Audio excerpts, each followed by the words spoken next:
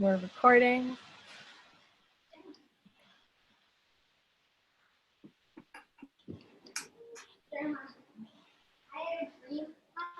All right. Welcome everyone to Earth Day with Dr. Sailesh Rao. Happy to have you here for this. This is our second meeting today. We're trying to cover all time zones. And thank you so much for joining us and for thinking about our Earth on this really important day and during this crucial time when we all have time to reflect and think about how we can all work together towards creating the world and the transformations that we'd like to see in the world. So without further ado, here's Dr. Rao. Thank you so much. Let me see, I think you have to make me co-host.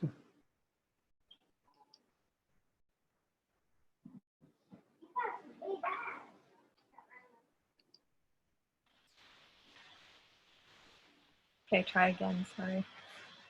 Okay, yes, thank you.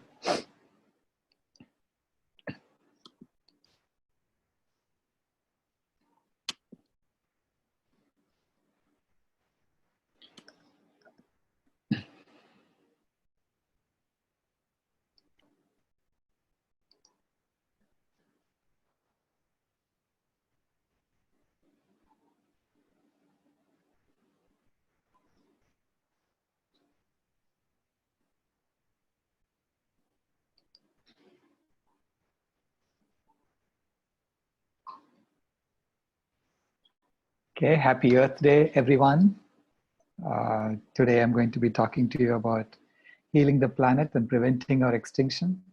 A lot of it actually, the Earth is already doing. She is already healing herself and preventing our extinction, whether we like it or not. So we just have to go along. So I'll explain to you why this is so. So I'll be talking about transformation as opposed to change. Because change is inevitable, change is already happening. Nature is going to force it on us, whether we like it or not. But transformation is something that we do intentionally, that we choose to do so that we are in alignment with what is required of us. So Tracy L. Martin said in her book that change is inevitable, but transformation is intentional. And specifically, I'm going to be talking about exponential transformations because Dr. Albert Bartlett of the University of Colorado said that the greatest shortcoming of the human race is our inability to understand the exponential function. What he meant by that is that we have a tendency to assume that whatever is happening to us now will continue happening forever in that same way. And we don't see these exponential transformations that happen. And that has happened periodically throughout our existence as a species. And in fact, it's only those exponential transformations that we talk about in our history books, okay? So it's really strange, but we document it, but we don't seem to be able to predict it very well. So I'm going to talk about background. I mean, first I'm going to give you the background on what has been happening so far, bring you up to speed, and then I'll talk about exponential transformations and exponential transformations that have happened in the past and why we are in the middle of one right now. So I'll show you, give you data and statistics to show that we are in the middle of one right now. And then talk about how we transform our stories and how we transform our game. Because it's through stories and games that we coordinate ourselves as a species. Okay, so we are able to do things together, all 7.8 billion of us, because we bought into a common story, or we play the same money game throughout the world. Okay? So we need to now transform these stories and transform our game in order to become more in alignment with nature. So the background, I want to start by giving you an analogy. So imagine that you are in a house, the windows are shut, the doors are shut, and you cannot get out, and the house is on fire. So you see the house is on fire. What is the first thing you should do when the house is on fire? So I contend that the first thing we should do is to stop throwing fuel on the fire. And that's really what veganism is. It's about not throwing any more fuel on the fire. There's nothing extraordinary that we are doing to go vegan. We're just doing the most sensible thing you can imagine. Because the earth is on fire. The earth is literally on fire. In fact, these are the fires that were set between May 1st and May 10th of last year in order to clear land to raise more livestock, to raise more farmed animals for grazing land.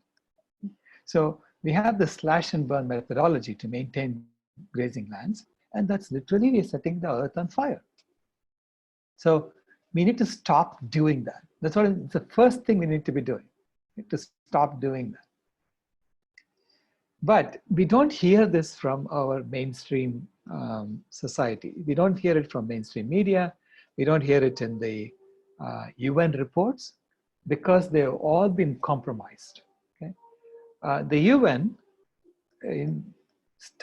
had a convention in 1992 called the Rio Summit, in which they examined the environmental problems that need to be addressed by human beings. And so they identified 3 major environmental problems. And they formed 3 different conventions to address them. The first was the Convention on Biological Diversity, and its purpose is to conserve biological diversity on the planet and to ensure the sustainable use of its genetic resources. So they started meeting once a year.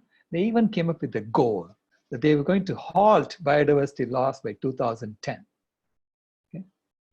Can you imagine, did they really meet that goal or no? What do you think? They didn't. And there's a reason why they didn't. So this is the first convention they formed. And then the second convention they formed was the Convention to Combat Desertification, because desertification is growing by about 20 million acres a year. And its goal was to reverse and prevent desertification and land degradation. So the goals were amazing. They even started meeting once a year.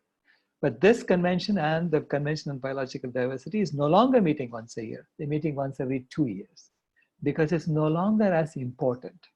Why? Not because desertification has stopped, not because biodiversity loss has stopped. It's because none of the goals were being met. So it's like, people realize they're just playing a game. They're not doing anything when they go to these meetings. So the third convention, which is still meeting once a year, is the UN Framework Convention on Climate Change. And climate change has received a lot of attention among the 3 conventions because its goal is to stabilize greenhouse gas concentrations in the atmosphere at a level that will prevent dangerous human interference with the climate system.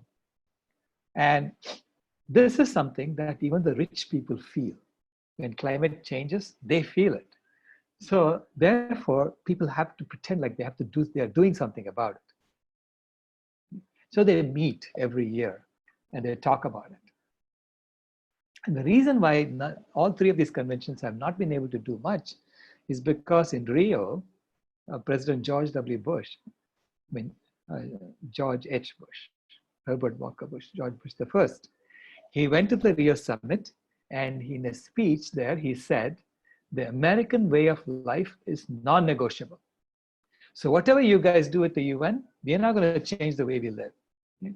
So you better figure out how to solve these problems while maintaining the American way of life. So that constraint was put on all the conventions. And so they've all been, even the scientists, they've all been engaged in this political process of making it look like we don't have to do much in terms of our lifestyle. But President Bush also said something sensible during his election campaign. He said, think of every challenge we face. The solution to each is education, because he wanted to be the education president, right? And that is true. Even in this case, it's about education. It's about us understanding what is really going on, taking the blinders off our eyes, and then taking action ourselves. Now, I'm all for the American way of life as it has been specified in our documents. The documents are all ideal, very idealistic principles are in there in the documents. Like we say, all men are created equal. Well, We can now amend that to say all beings are created equal. And I support that. But that's the specification. The implementation is we have implemented one of the most unequal societies in human history in America. We talk about the inalienable right to life, and we have implemented the greatest killing machine in human history. I'm not talking about just what we do to animals. We have been in war continuously. So we are constantly killing some people or the other, somewhere around the world. So we talk about liberty, and we have one of the most incarcerated populations in human history. And mainly because we use this prison population as slave labor. Okay? So they actually are doing a lot of the essential work in American industry, like making hamburger patties, making furniture. So all these things that are cheap are done with prison labor.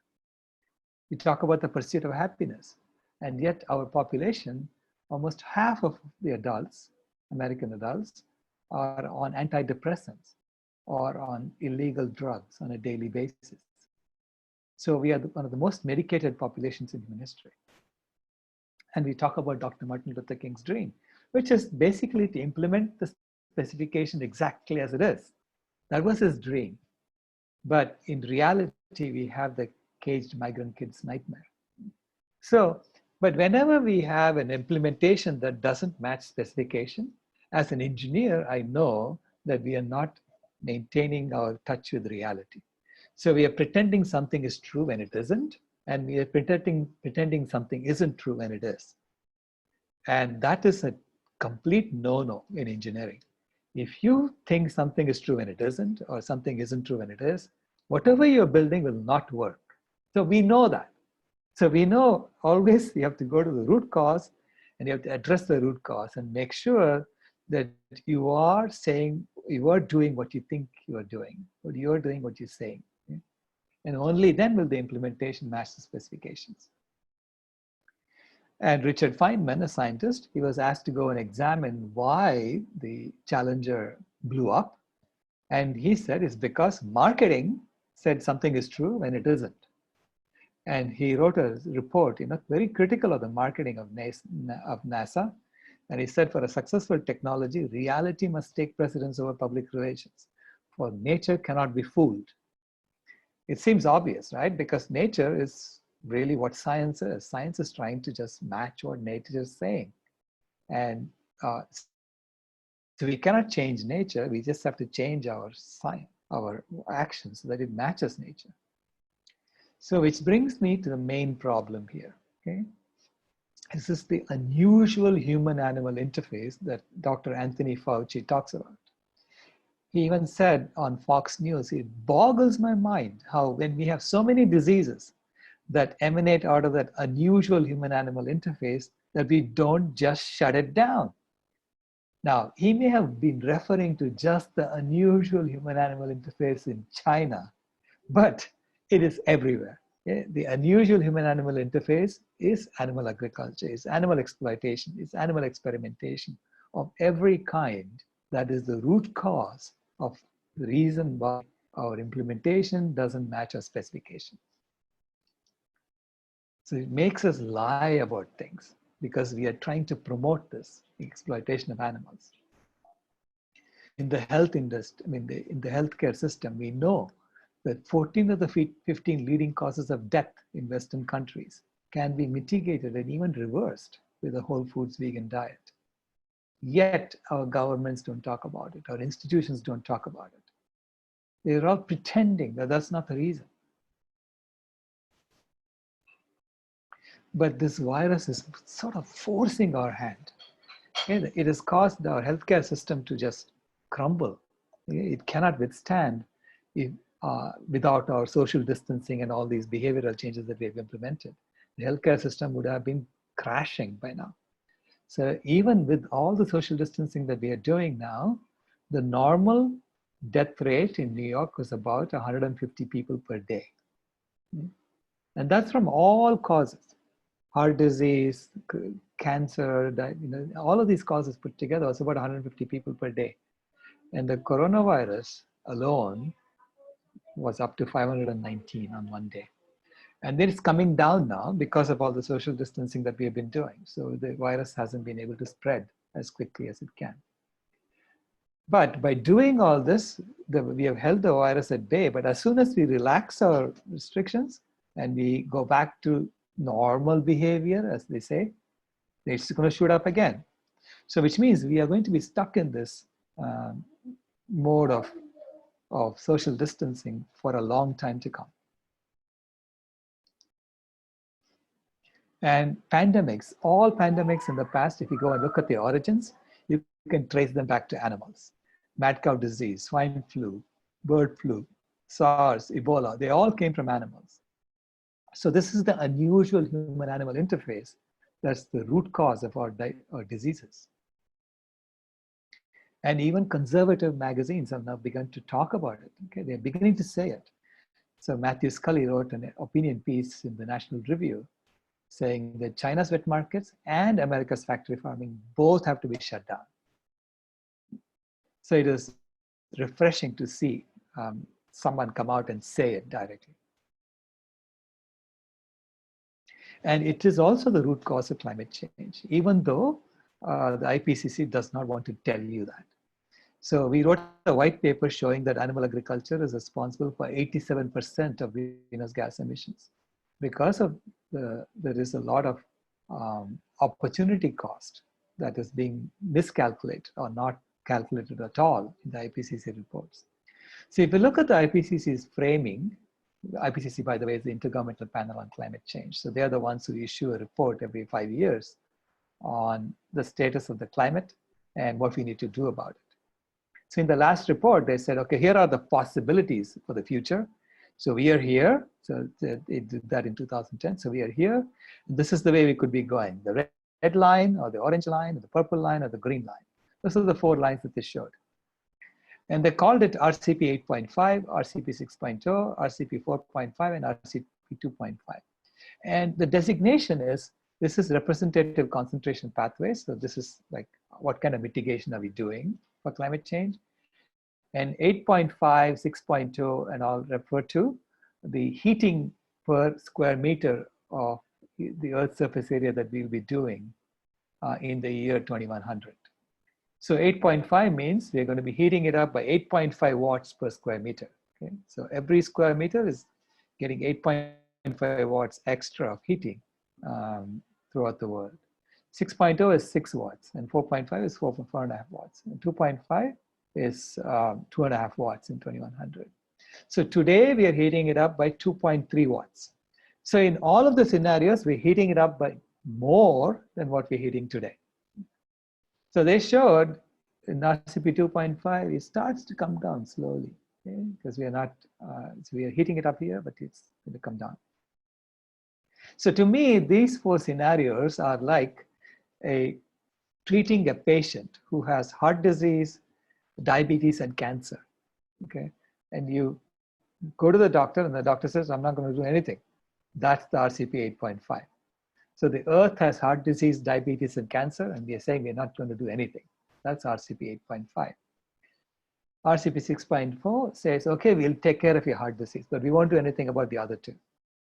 That's the bypass surgery. And it's going to cost $100 trillion. So people are saying, oh, we can do that because we're going to make money off the bypass surgery. Right? RCP 4.5 is bypass surgery plus chemotherapy. So you're addressing the heart disease and the cancer. And RCP 2.5, you're addressing all 3 of them, but again, through interventions, bypass surgery, chemotherapy, and kidney transplant.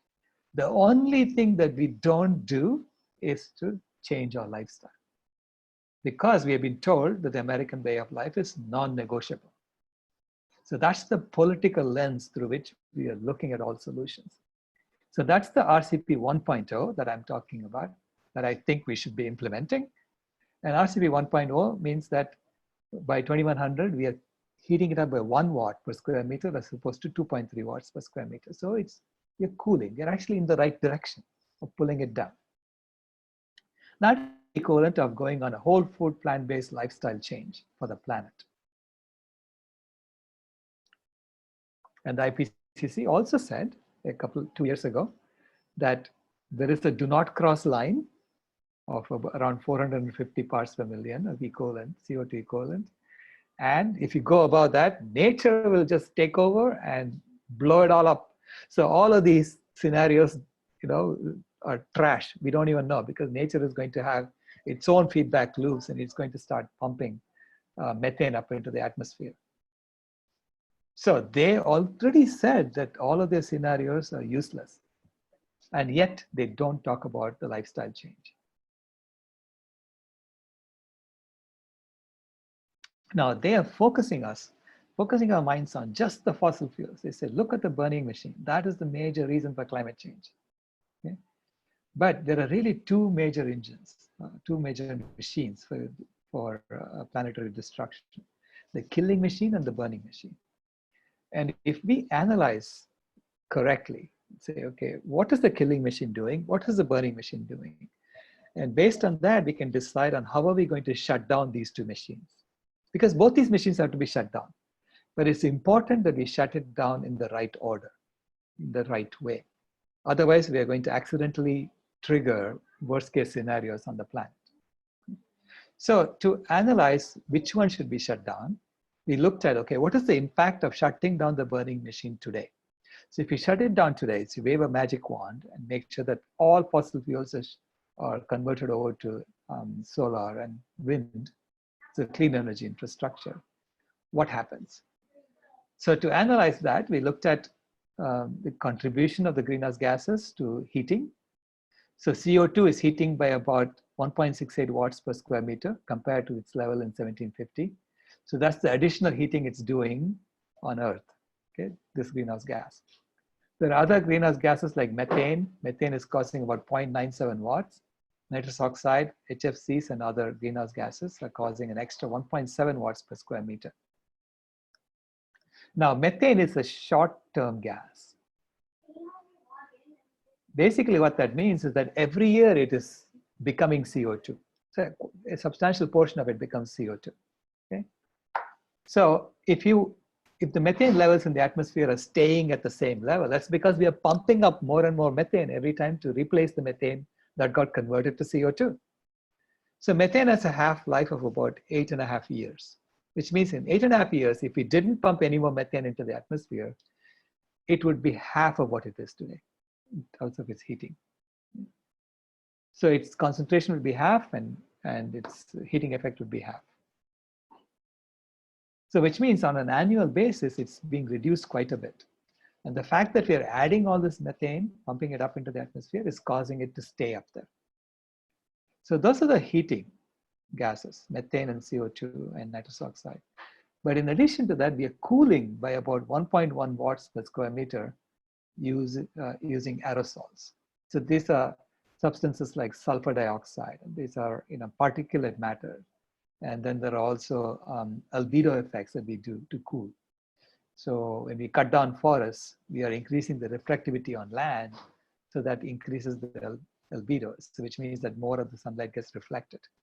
So that's cooling by about 1.1 watt per square meter. So the total, we are heating it up by 2.3 watts per square meter, which is the sum of these three. So that's where we are, according to the IPCC fifth assessment report. So then we said, okay, suppose we shut down the burning machine. What happens? What would happen at the end of this year if we shut down the burning machine today?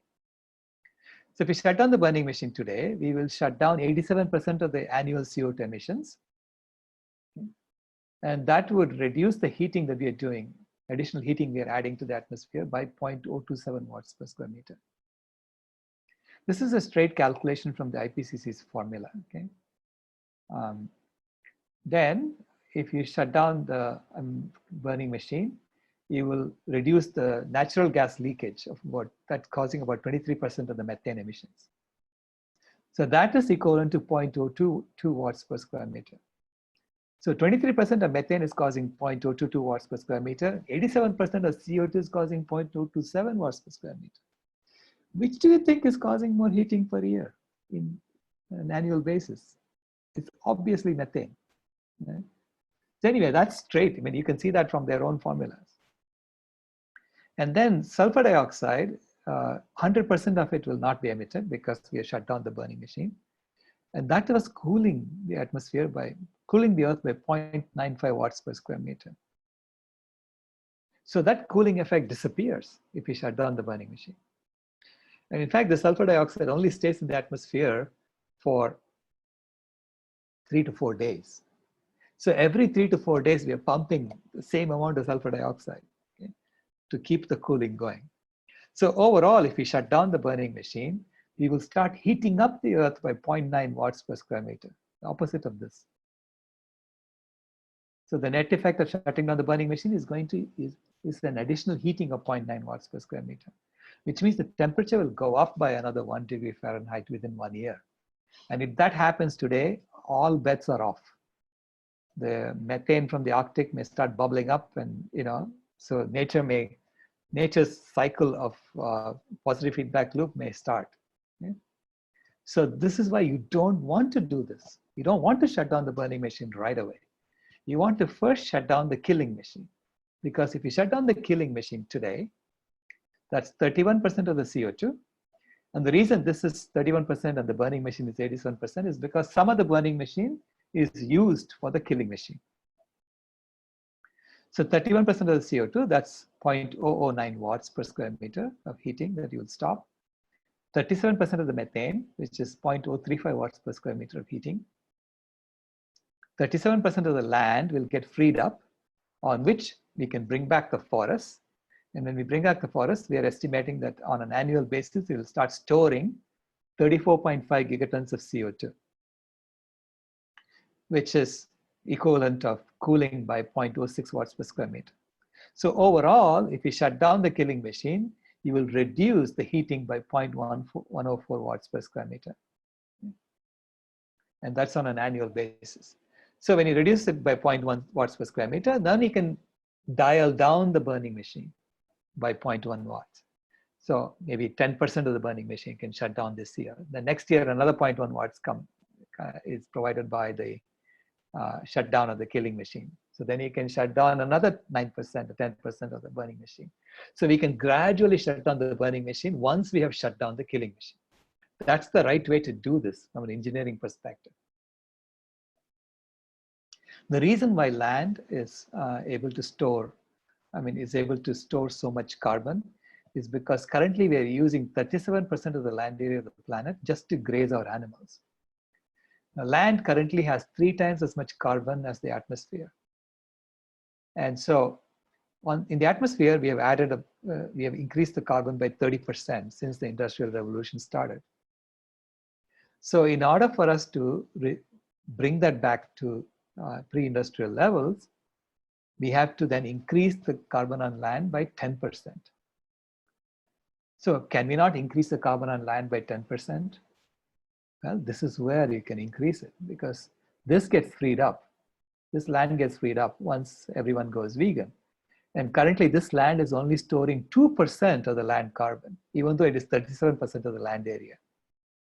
If you can crank that up from 2% to 20%, we can literally reverse climate change. Then an additional case of this unusual human-animal interface that's causing problems is in the species extinction arena. And so that's because we are taking away land from animals and replacing it with grazing land for raising our farmed animals. Okay? So we're taking it away from wild animals. And then in the ocean, we are catching the last remaining fish, dragging them out and eating them. So when we do that, the wild animals are going to decline, in biomass. So in the total weight of wild animals. So the total weight of wild animals 10,000 years ago was about 200 million tons. So that's shown here. And we were a tiny little blip on top of that. But by 1970, we reduced the wild animal weight by 60%. So 60% in terms of the total weight of animals disappeared between 10,000 years ago and 1970. And we replaced that with our population. Our population was now equal to the weight of all the wild animals that lived 10,000 years ago.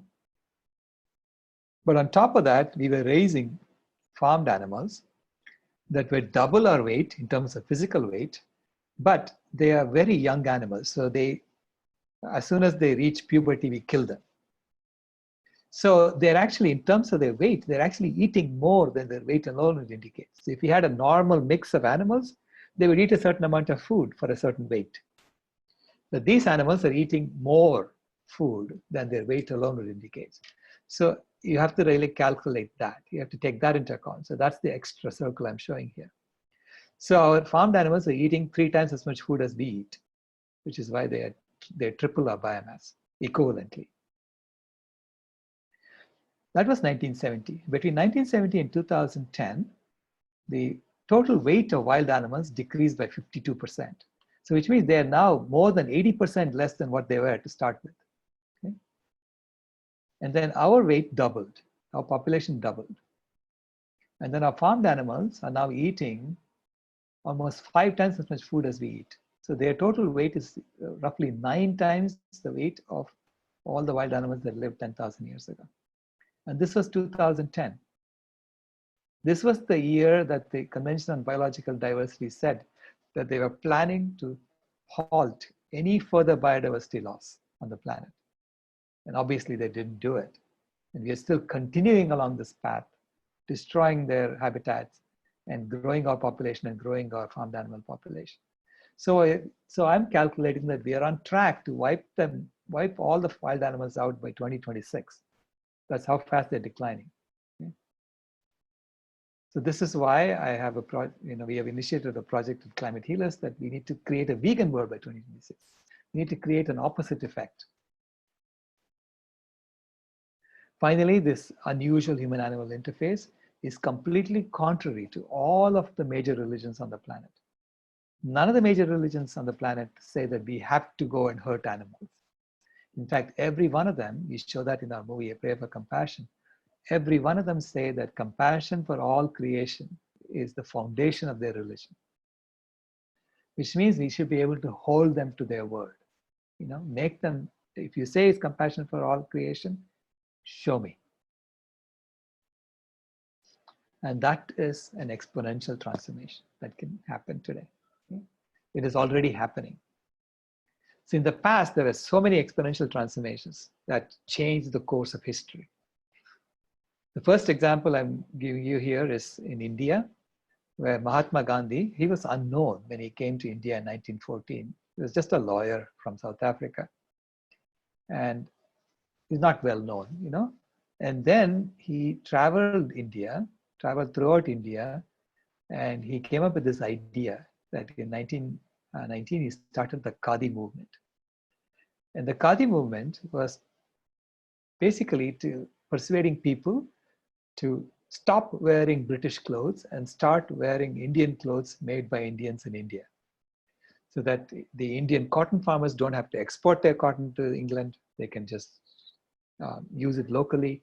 They can make local goods with their own local weavers and local clothiers, So at first people laughed at him. This is your plan to fight the mighty British Empire? You're just going to change your clothes? But he went around talking to leaders. He convinced everybody to do it. And he even wrote in the Navjivan magazine in 1926, I consider it my duty to induce people by every honest means to wear khadi. So this was not a passive freedom fighter. I mean, he wasn't saying, look at me, I'm wearing khadi. He was persuading people to wear khadi. Okay? You go and ask them, question them if they're not wearing khadi. Why are you not doing it? And he would get into an argument with them. So he was a very passionate advocate for the khadi movement. And so he did this, and within 12 years, by 1930, you can see almost everybody is wearing khadi. So this is the Salt March, where he went to the beach and he made salt and refused to pay tax to the British. So the British government was pretty much on its knees by this time because they were not getting much revenues from India. And so they were in the middle of a depression. So they just came and started, negotiating with Gandhi. They realized that they cannot fight this movement. So that's how India's independence happened. The second exponential transformation is the moon landing. So in 1963, when President John F. Kennedy said that man will be on the moon by the end of the decade, people had no idea how to do it. Even the engineers didn't know how we can meet this promise. But they broke down the problem into pieces and they addressed each of those pieces. They solved them, put it all together. And by 1969, man was on the moon. So this again was an exponential transformation. It inspired the people of America. Because to me, this actually inspired me as well. I was a young boy growing up in India at this time. And I thought America is the place where things get done. That's where the frontiers are being explored. So I wanted to come to America because of this.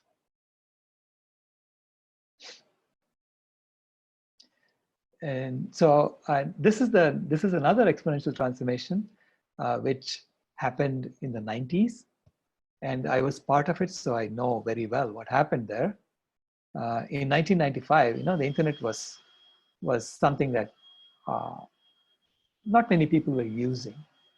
And it was flaky, and it was a problem. It was not, the user interface was not so good. So there was an article in Newsweek saying the internet is going nowhere. Who's going to buy things on the internet? Who's going to read stuff on the internet? It's going nowhere. And he even gave an example. I'm hunting for the date of the Battle of Trafalgar, and I get hundreds of files, and it takes 15 minutes to unravel them. And it's like once a biography written by an 8th grader. It's like it was a total mess, right? And lots of times he keeps saying, too many connections, try again later. And he was right. At that time, it was so bad. But we were working on standardizing the internet. We were working on making it more robust. We were working on making it digital. So we were making a digital backbone for the internet compared to the analog that was there before. And we made the digital backbone 10 times faster and much more robust than the analog backbone. And so by 2003, I overheard someone say, I cannot live without the internet. That's how fast it took off. That's how fast it became part of our lives. So this again was an exponential transformation. And then on the other side of the exponential transformation, we cannot even imagine going back to the way things were. And we think this is the way it is, right? In the same way, I am seeing the vegan movement is an exponential transformation that's happening right now. So when I made this presentation at the AGU, the American Geophysical Union, which is the largest gathering of climate scientists that happens every year. So this was in 2015 in San Francisco. So this was joint work that I had done with Professor Atul Jain at the University of Illinois. And these are all from his models, from the models that he has. So I asked him the question, what would happen if we take all the grazing land and return the original forests that were there? How much carbon can be sequestered? And he was shocked when he actually calculated it. He said, oh my God, we can actually sequester more carbon, 265 gigatons, than all the carbon we've added to the atmosphere since 1750, which is 240 gigatons. And it's only on just 41% of the land. It's only on 19.6 million square kilometers of the land. Okay? Because only 41% of the land used to be forest in 1800. So we know what kind of forest it was. So that's what we did. We took the grassland that are existing today and we just replaced it with the original forest that used to be there and just added up the numbers. So it was a pretend calculation, right? If you pretend that that forest was there, what would the sequestration be? Based on that, we came up with this number. So it could not be disputed by anybody. So all the climate scientists who came to talk to me, they found out the way we did it and they said, yeah, well, I guess it makes sense. That's true, but it'll never happen. So we don't even bother looking at it because it'll never happen. A vegan world never happens. I said, aha, I've heard this several times before. And every time I've heard it, it has happened.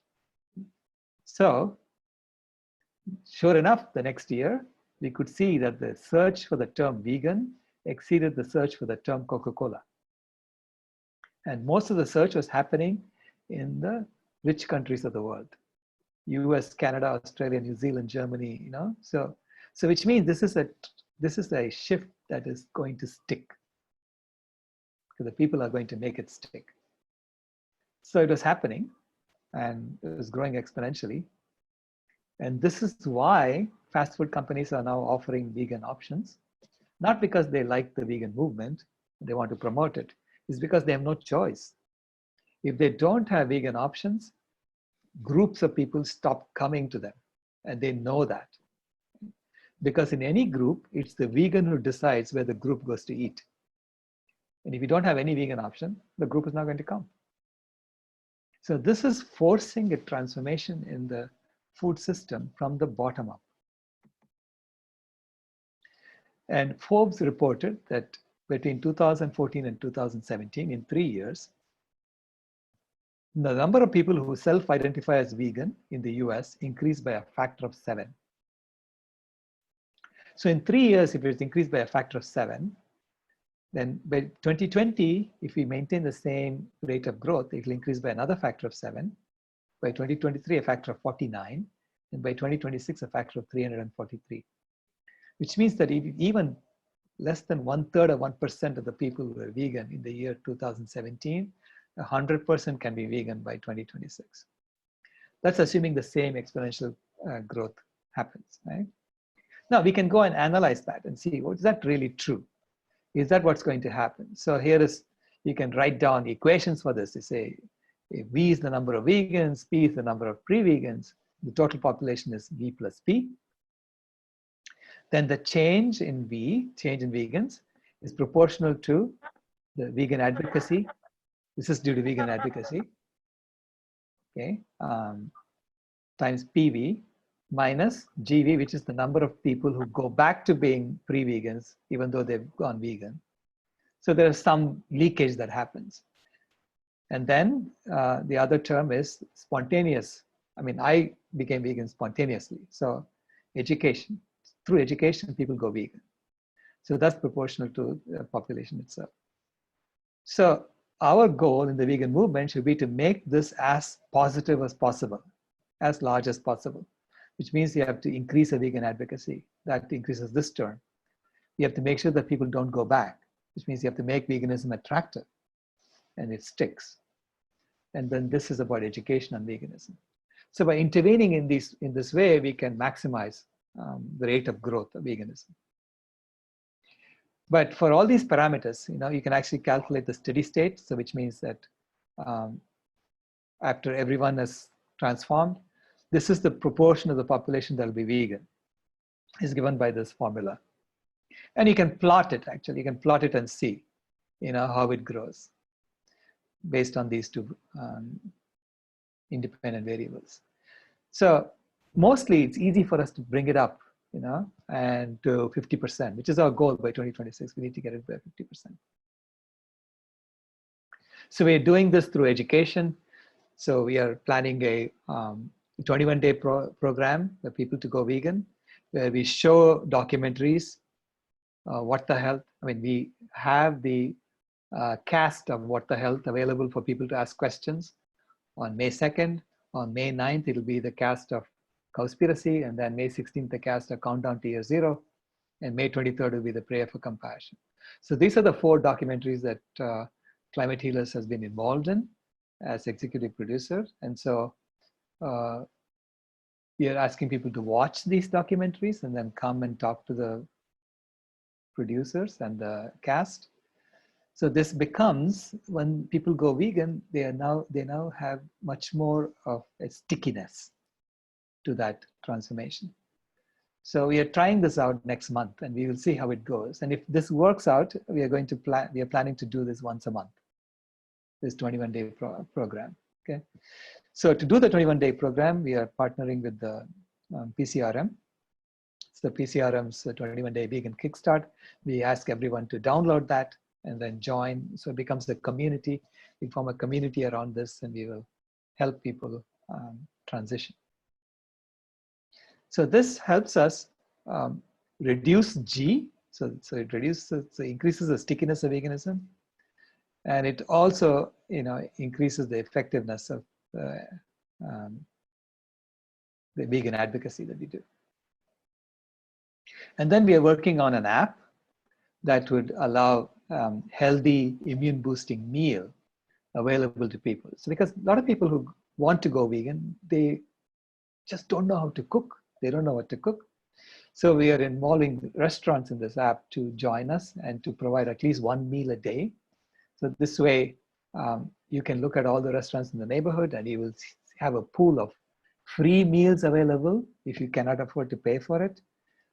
Or if you can afford to pay for it, we ask you to buy one, give one meal. So this way you're funding your neighbors, a good meal for your neighbor. So these are the things we are doing to make us get to a vegan world as soon as possible. Because I think, I paraphrase Mahatma Gandhi to say that I consider it my duty to induce people by every honest means to go vegan. And that's what we are called to do. But to do that, we have to transform our stories. So transform our stories and transform our game. So that when I talk about transforming our stories, it's about telling different stories about what we have been doing so far. So I use the analogy of Michelangelo sculpting David. So imagine, after sculpting David, you discover Michelangelo is trying to kill himself with a hammer and a chisel. Wouldn't you say, stop, why are you doing this to yourself? And suppose Michelangelo says, well, look at the mess I made with the pieces of marble on the floor. How am I going to clean that up with a hammer and a chisel? You tell him, look, you have to change the tools you're using. You can use a bucket and a shovel. You can clean up that mess. And then we can all enjoy the David you created. So stop killing yourself. That's exactly the situation we are in as a species. We have done something absolutely amazing. And yet we are continuing to use the tools that we used to create that. And we are in the process of killing ourselves. Because you see, in nature, every species has a role. We have to understand the role and then find our place in nature. Like the elephant does several things, and everything the elephant does in the long run has a beneficial impact on the ecosystem. At first, it may seem like the elephant is destructive, breaking down branches of trees, eating the leaves, throwing the branch away. But wherever the tree branches were broken, that's where the sunlight streams and nourishes the underbrush. And those tree branches become home for critters, who live there. And wherever the elephant tramples in the forest, that's where new pathways are formed, so that all the animals use that pathway. So everything the elephant does has a beneficial impact on the ecosystem in the long run. So similarly, there is something that we have been doing that we are unaware of. So that's what I've tried to find out. When my granddaughter was born, she made me do this. And so the hypothesis that we have come up with is that human beings are the climate regulators of planet Earth. We are the thermostat species. And because we have been doing this, we have maintained the temperature constantly for the last 10,000 years.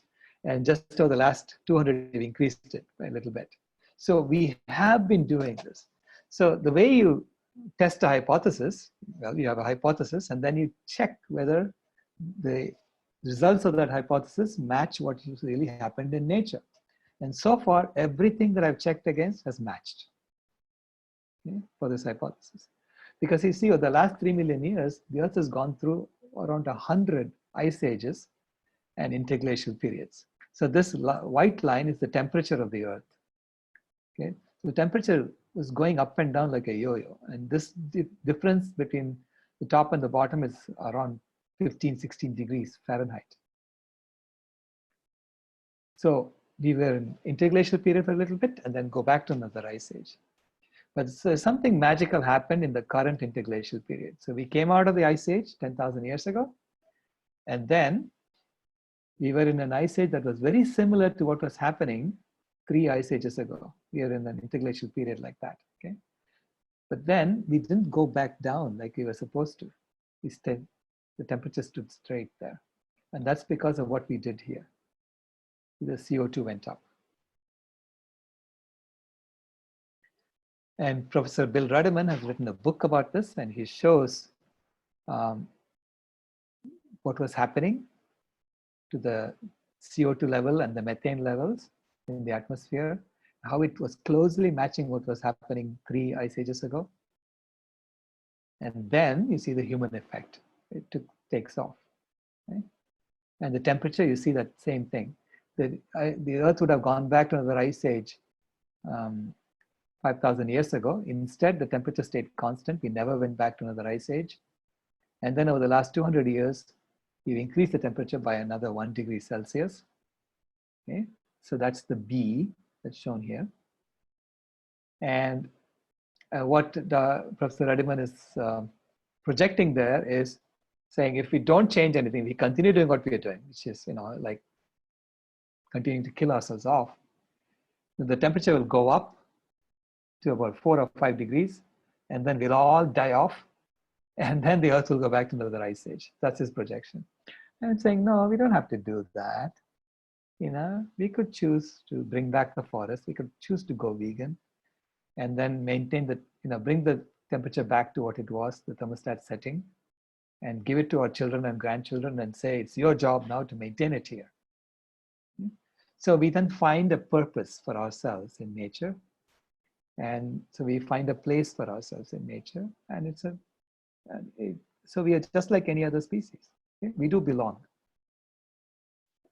So that story of belonging, it's like the caterpillar turned into the butterfly. So we have been in this caterpillar phase where we are consuming, and in the process we built all the technologies and tools we need.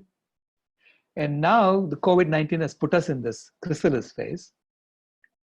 So we have literally been put in the chrysalis phase because we are all isolated from each other. So the first response to some massive change like that is that we react with fear. So we get angry, we stock up on things, we buy guns, we lose sleep. And then we sort of relinquish control. If we get into the learning zone, we say, okay, what is this for? What is happening? So we relinquish control, recognize the wisdom in nature. So it's about letting go and seeing that nature is actually much more intelligent than we give credit for. Accept that we are in the chrysalis phase and learn that only the truth can save us. The lies will never save us. You can never solve a problem by telling lies. You can only solve a problem by facing the truth. So that's the learning zone. And once we go through this learning zone, we will go vegan. There's no question in my mind that we'll all go vegan. And so then we get into the vegan growth zone. In the vegan growth zone, that's when we see how best to serve others. We inventory your gifts. See what are you good at.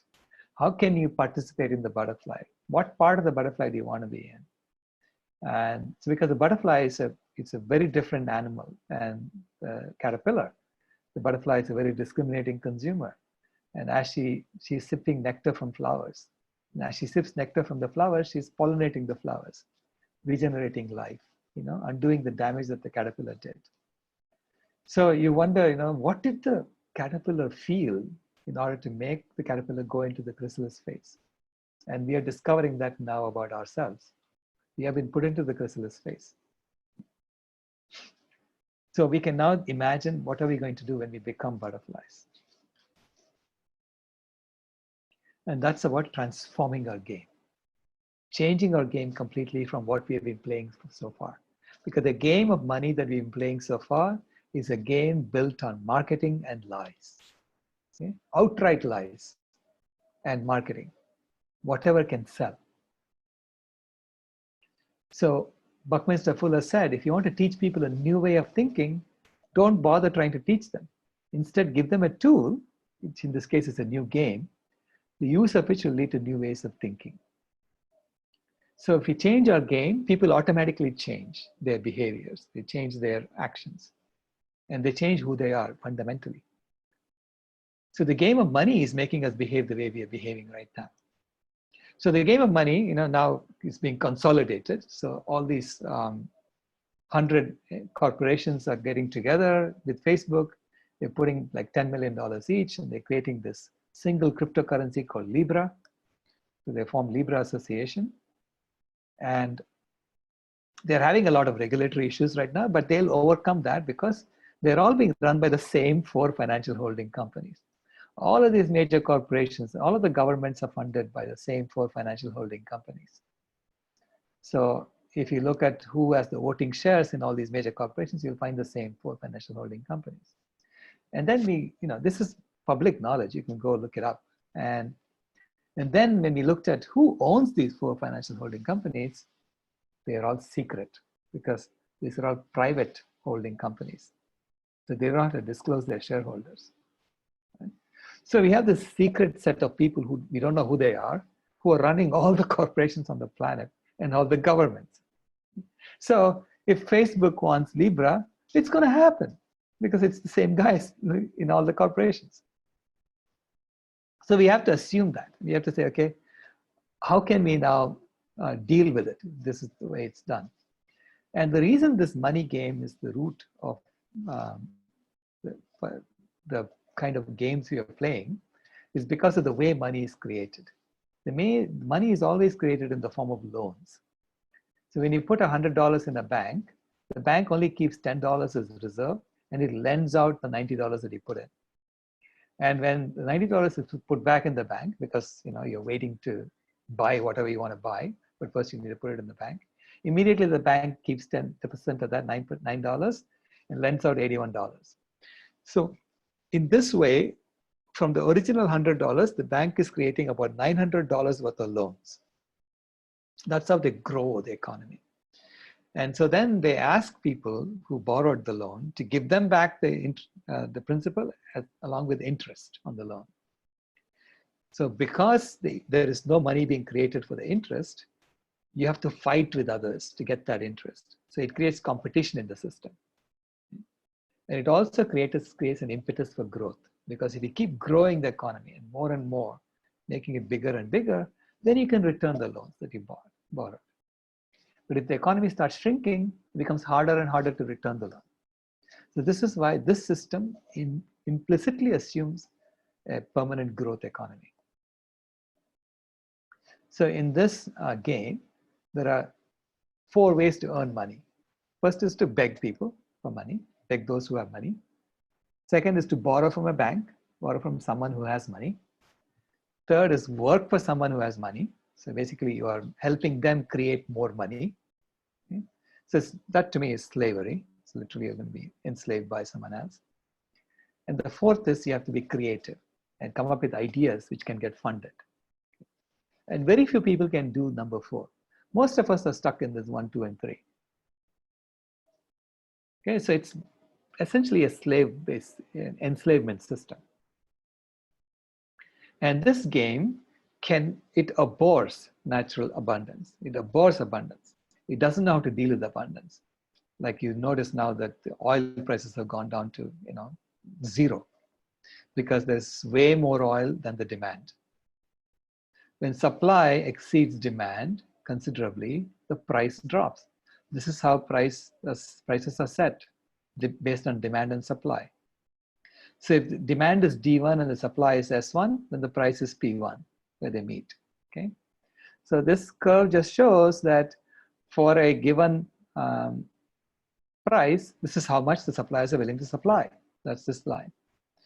And this demand curve shows that for a given price, this is how much people are going to consume. So where these two meet, that's the actual price of the product. That's how it's set. Now, suppose the demand curve stays the same and the supply increases, then the price will go down to 0, which means the suppliers will go bankrupt. Okay? So I've seen this happen. A couple of years ago, maybe 3 or 4 years ago, I was in India, where there was a spate of farmer suicides. People were committing suicide.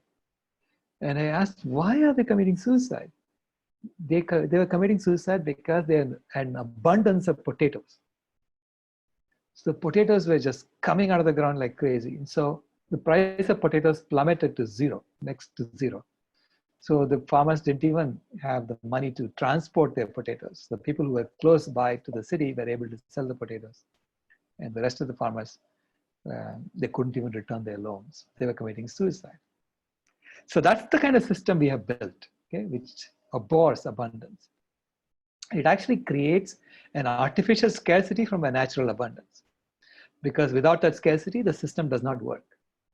So for instance, on the planet, we are now extracting 9 billion tons of food, even though we are only eating 1.5 billion tons of food. So that's our total food intake. But you're extracting 9 billion tons of food. Most of it, we feed it to our animals. And the animals then give us 0.26 billion tons of food from the 7.27 billion tons of food that they eat. This is, by the way, this is dry weight over the whole year. Okay, so there's like a 40-to-1 reduction that happens by the time this 0.26 gigatons goes through the industrial processing and comes out here as the actual food we eat. It's 0.19 gigatons. It's roughly 1/40th of what we put in. Okay. Now, in addition to the food that the animals give us, they also give us 0.14 gigatons of other substances like skin and blood and bones and that we are using in our industrial processes. This is why if we want to eliminate this block, this livestock production block, and therefore free up the land, we need to go vegan, not just plant-based. Because if you eat plant-based foods, but you continue to wear leather, you are still demanding this 0.14 gigatons of substances, and the industry is perfectly capable of raising animals just for their skin. In fact, they do that to a lot of animals anyway. So this is why they don't like the vegan movement, because the vegan movement is eliminating this entire block, and the whole thing collapses. So the whole system of artificial scarcity will collapse. So to keep it propped up, we tell lies.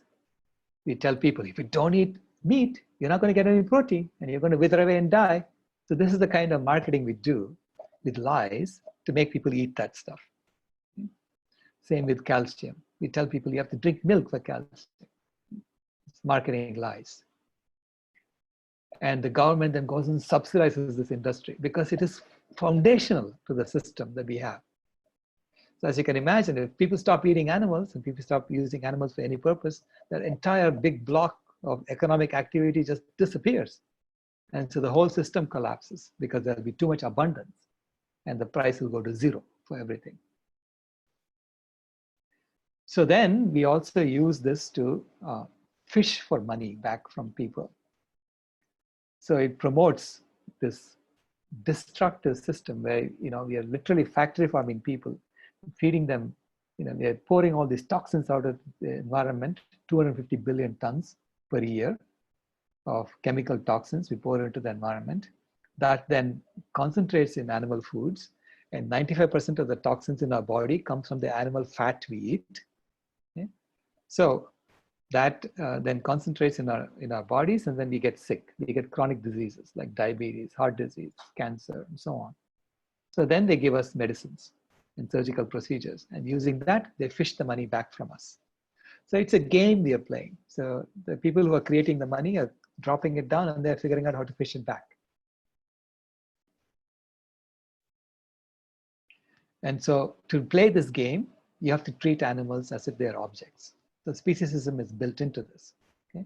Speciesism is built into it. Colonialism, racism, and patriarchy are built into it. So when we buy animal products, we are essentially supporting colonialism, we're supporting racism, we're supporting sexism. We are paying for it. Colonialism, because every time they go and destroy an Amazon forest to grow more cows, we are displacing people who are living there. We're telling them that their culture is inferior to our culture and they need to get out. That is colonialism. It's racism because if you look at who works in these slaughterhouses, where they put these slaughterhouses, it's near people of color. So there's tremendous racism built into the system. There's patriarchy built into the system because it is about the abuse of the feminine of the animal. So we ask our workers to go and abuse the feminine of the animal and then come home and not abuse the feminine of the human. How is that possible? So people who are fighting for feminist rights, they should be vegan, right?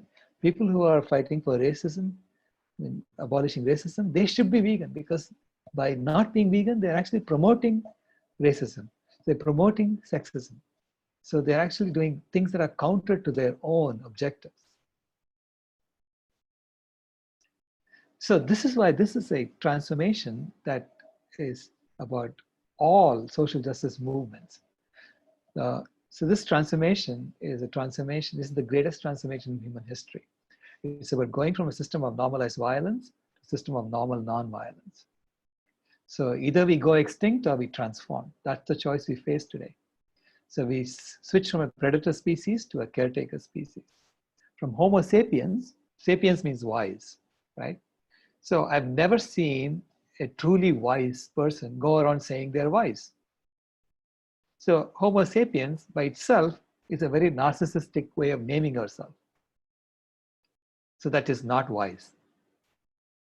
So this is why I think we need to change our name to Homo ahimsa. Ahimsa is non-violent. So this is a combination of a Latin word and a Sanskrit word. It also signifies us coming together as a species. So the 7 core shifts of this transformation is from speciesism, colonialism, racism, ableism, patriarchy, all the isms that social justice movements are talking about, to veganism and radical equality. From diseases and divisions for humanity to health and unity for humanity. From destruction and pollution of the planet to remediation and regeneration of the planet. From death and cruelty to animals to love and kindness for animals. From a culture of consumption to a culture of compassion.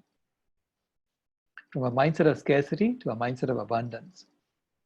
And from a money-driven economy to a service-driven economy. In fact, it's the current game of money that makes us do all of these things on the left-hand side. The game itself drives this behavior. Okay, so we need to create a new game in which we drive this behavior on the right-hand side. And that is this game. The game of Aquarius is designed for that. It is actually implementing Kate Raworth's donut economics. So the idea in this game is that everyone gets the same amount of money coming into their account, and it pours into the heart of the account. From there, a certain flow goes into the pocket of the account, which is where what you get to use. And a certain flow goes into the community chest. So from the community chest, the community can then say, hey, you have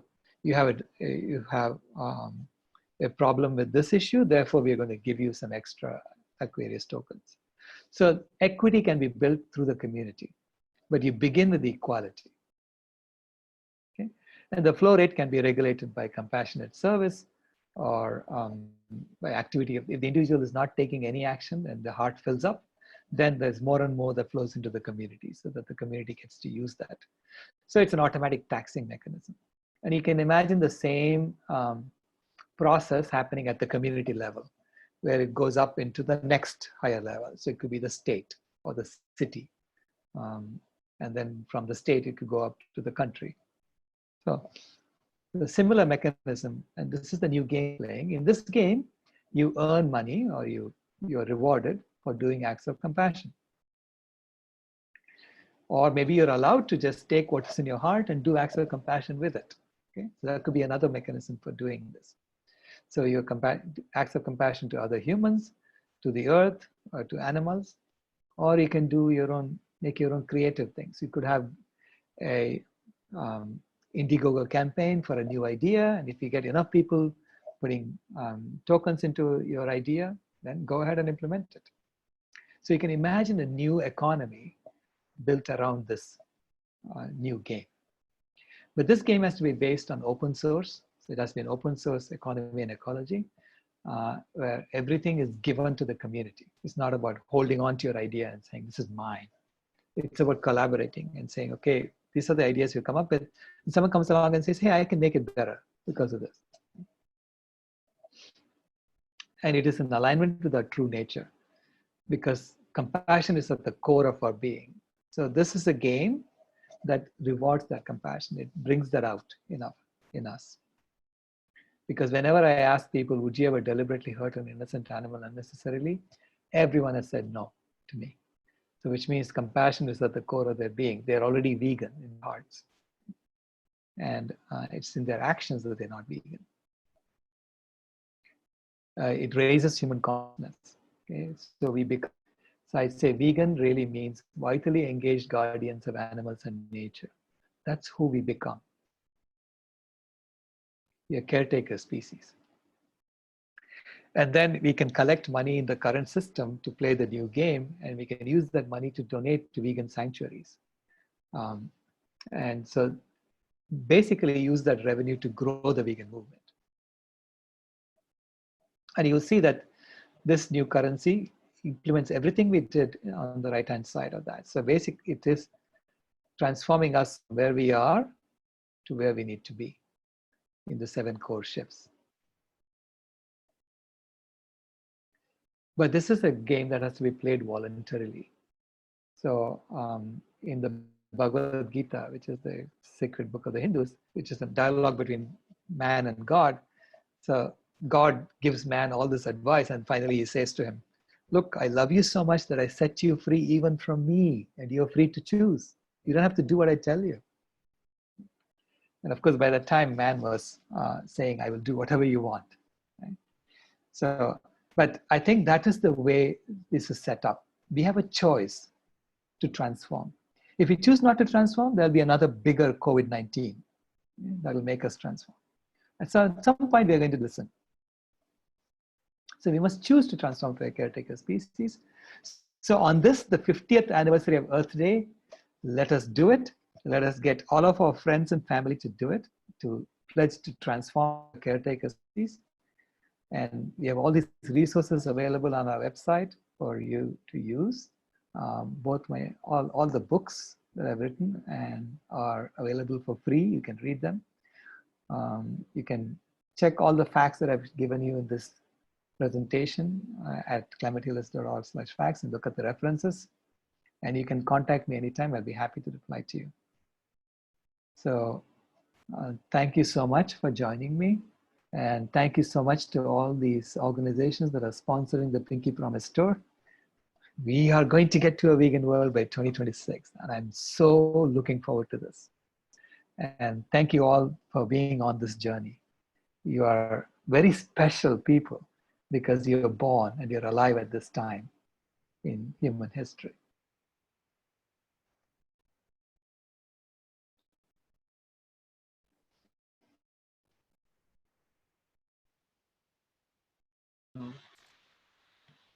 Thank you so much, Dr. Rao. I'd love to open it up for questions at this point. And is my audio working okay? It goes in and out, but yeah, I can hear you. Okay. Sorry about that. I'm getting internet messages. I have some of our sponsors here today, a number of you I see in the audience, and specifically I have our friends at JP Farm Animal Sanctuary here helping us field some questions. And I'm so grateful that they're here. They've been so enthusiastic with helping us plan, and we're really, I think, bummed on both sides that we can't do this in person. But thank you both for the work that you're doing.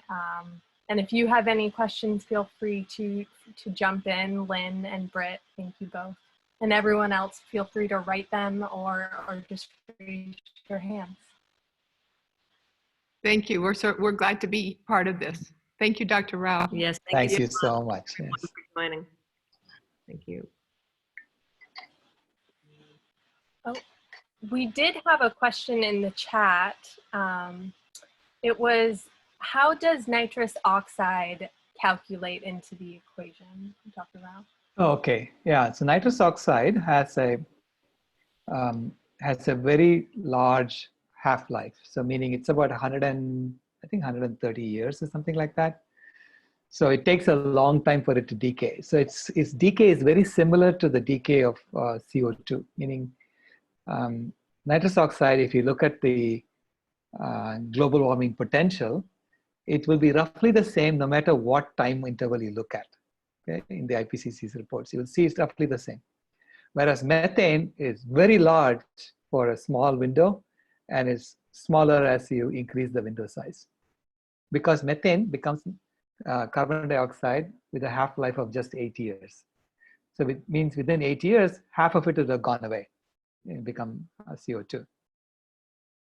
Okay, so this is why nitrous oxide on an annual basis is not such a big contributor. It's like an 1 order of magnitude less than methane or CO2. This is why I didn't show it in my calculations.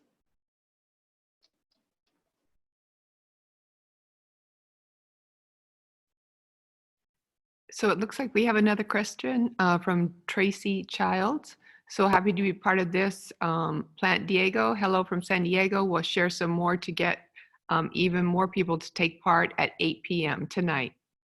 Thank you so much. We need to spread the word about this story, the new story, and the new game, so that people feel energized, especially on the 50th anniversary of Earth Day. That's right. Any more questions that someone would like to unmute and ask Dr. Rao directly? No. Nora, Nora? Oh, there we go. go ahead. So Dr. Rao, I know you said that you became a vegan, it was instantaneous, or I forget which term you used.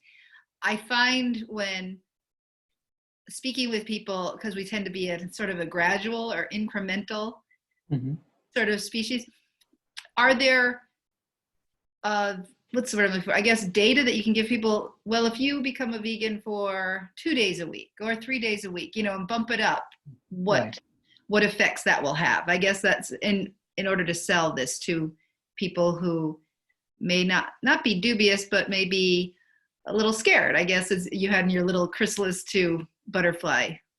Right. No, that's a very good question. I tell people, look, this is your journey too.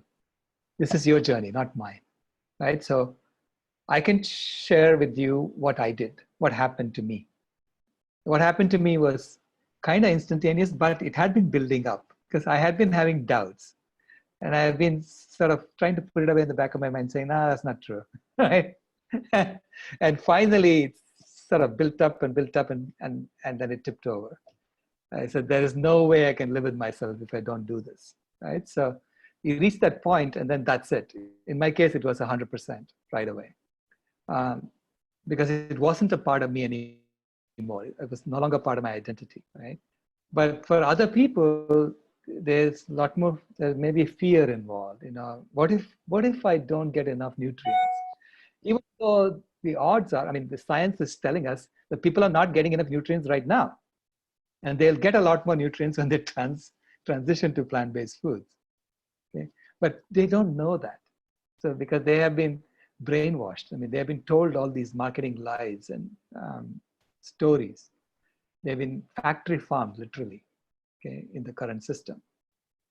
And so it's difficult to get out of that.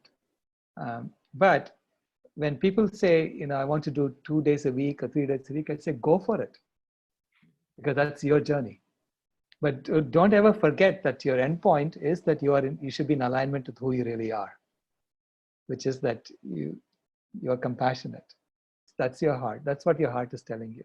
Only then will you be in alignment with who you are, right? So until then, it's your job. Please go on your own journey.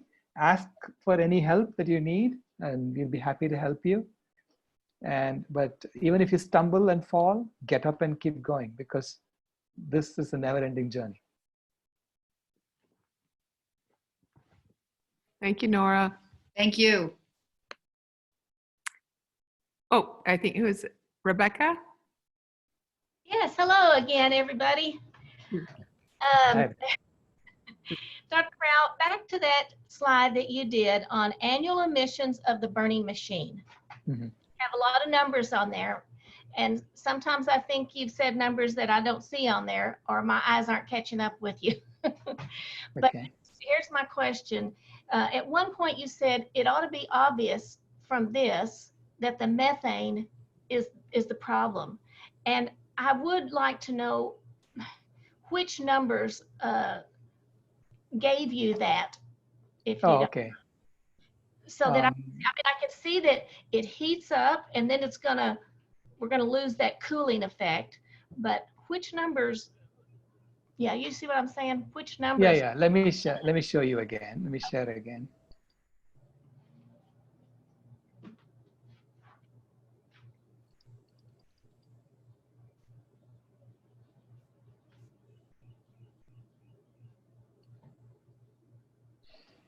Yeah, I was talking about this where 23% of methane causes 0.022 watts per square meter. Okay, whereas 87% of CO2 is causing 0.027 watts per square meter. So which means 100% of CO2 will be about 0.04, whereas here 100% of methane will be about 0.1, right? So you see right away that methane on an annual basis is causing more heating than CO2. Because what's happening is that the methane, this 363 million tons of methane, the atmosphere would have lost it in 1 year because it's getting converted to CO2, right? But by pumping it up again, we are keeping the methane levels constant in the atmosphere. So it wants to cool. Its natural tendency is to go away, but we're replenishing it every year. So that's what I meant by that. That methane is causing, on an annual basis, the emissions of methane that we are doing is causing more heating than the emissions of CO2 that we are doing on an annual basis. Okay, thank you. So it looks like that 87% is a big number, and yet it only makes 0.027. Exactly. And then 23% is only 1/4 or 1/3 of that, and it makes almost the same amount. Exactly. Okay, That's what I meant. So much. Okay. Any more questions? It's been a great day, you guys. It's so much data that is here and so much on your website. So I think everyone's looking forward to like reviewing that as well. I do have a quick question. Sure. Dr. Rao, I'm a teacher. I'm an English teacher. And in the next couple of days, I'm going to start helping our district reform our curriculum, which includes the materials that we teach students. And one thing that I feel like, especially as an urban core district, that we neglect is talking about climate change because we see it as so political and we don't involve our students of color in something that disproportionately affects them with high pollution in cities and the like. How would you suggest going about broaching that subject and trying to show it as something that's not political, that it's really an apolitical concern? Right. I mean, I would like to take the perspective of an engineer and start showing the data and the facts, and what do you conclude from the data. So what is happening now is that the IPCC has about 2,000 scientists who contribute to it, and they're all writing papers on certain aspects of the problem, right? But the IPCC is a political body. It's the Intergovernmental Panel on Climate Change. So they massage it and show it in a way that is palatable to the governments. So they hide the impact of animal agriculture. They hide the impact of, even though it is there, the data is there. Okay? They don't massage the data. Right? So if we focus on just the data, I think you can present it as scientific fact, and you can show the references for the scientific fact that you're showing, and then say, ask the students to draw their own conclusions, right? That should be the Socratic method. Ask questions and have them draw their own conclusions. Absolutely. It's almost more the adults that I'm worried about, like getting them to kind of buy into this idea that as a collective PLC, a professional learning community, that we adopt those kind of materials. But I think that's a really good point. I appreciate that. Sure. So we've written a white paper on animal agriculture where we try to do that. We just try to show the scientific data and why we draw the conclusions that we draw. Yeah, very good. Thank you. Thank you for doing your work. And Sailesh, can I ask you a question about that? Sure. Crystal, I don't know what age group you're looking for, but I'm wondering if the videos that Kamaya has been involved with from the children would be helpful in that. Okay. Yeah, I'm not familiar with those. I teach high school, but I use all kinds of materials. So. Yeah. No, that'd be great. You know, the Animal Hero Kids did a series of videos on different aspects of this problem. Okay. Very based good. on scientific data. Yeah. I can send you we can put the link to that too. Yeah, that'd be great. Thank you.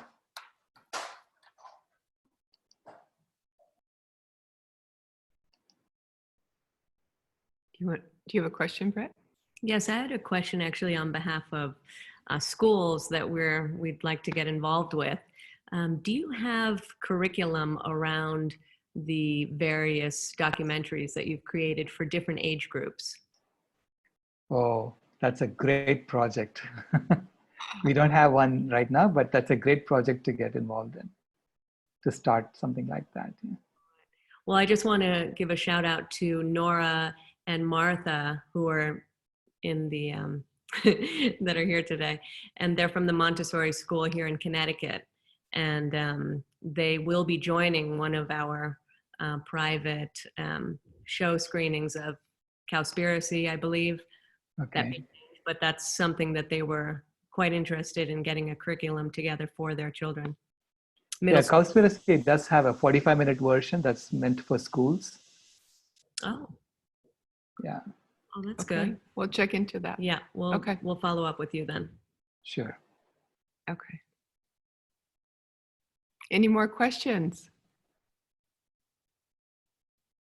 Yeah. You know, this is a great time, you guys, because Dr. Rao has so much information. I mean, he's a cornucopia of what's happening right now, information about what's happening and finding solutions for, you know, COVID-19. And so really take the opportunity to indulge. And it will help us too, because we're all learning as we go. This is so exciting. I think Rebecca has a question. Go for it. This question is about the stickiness of veganism. And it might be nice to see some of those resources or to know where to look. And the question is about the chart that you showed, which was the infection rate. And I think the infection rate of veganism, is that what you meant? Like I get it and somebody else gets it? And Right, yeah. So when you go talk to someone and you help them go vegan, it turns out that if every vegan gets one other vegan to go vegan in a year, and obviously one other person to go vegan in a year, then it doubles every year. Okay, so that means that in 3 years, the number of vegans will go up by a factor of 8, right? And that's exactly what we saw in the US, a factor of 7 in 3 years. So it's roughly every vegan was responsible for one other person to go vegan. So that's, you know, the kind of transformation that has been happening. that's wonderful. Thank you. Right. So it's so effective, right? So just talking to other people who are not vegan, and even if they don't do it, just talking to them is very important, because that increases that beta, the transmissivity, they call it, of the infection. Thank you. Any more questions?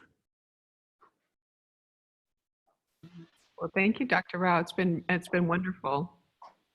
Oh, Do we have one? yes. Oh, okay, we have one from Amy. Can you read it? Yeah. Oh, Dr. Rao, this is from Amy. She says, where do we direct those climate activists that dismiss the role animal agriculture plays in the climate crisis? Something scientific they can read. What would you suggest? Well, we have a white paper on our website that they can look up, and I've asked, you know, climate scientists if they have any issues with the white paper, just let me know what they think. I'll be happy to address it. Right? And so far, no one has taken me up on it. They all read it, you know, they say, yeah, you know, but we don't want to go there. So we're all pretending that something isn't true when we know it is. And so we're in that mode where we have to keep pushing telling them, look, unless you face the truth, how serious are you in solving the problem that you say you're going to solve, right? You read that one? Oh, which one? This one. See, for me, as an engineer, I've never been in a situation like this. I'm so flabbergasted that in social sciences, we don't deal with root cause, we don't deal with real facts. As an engineer,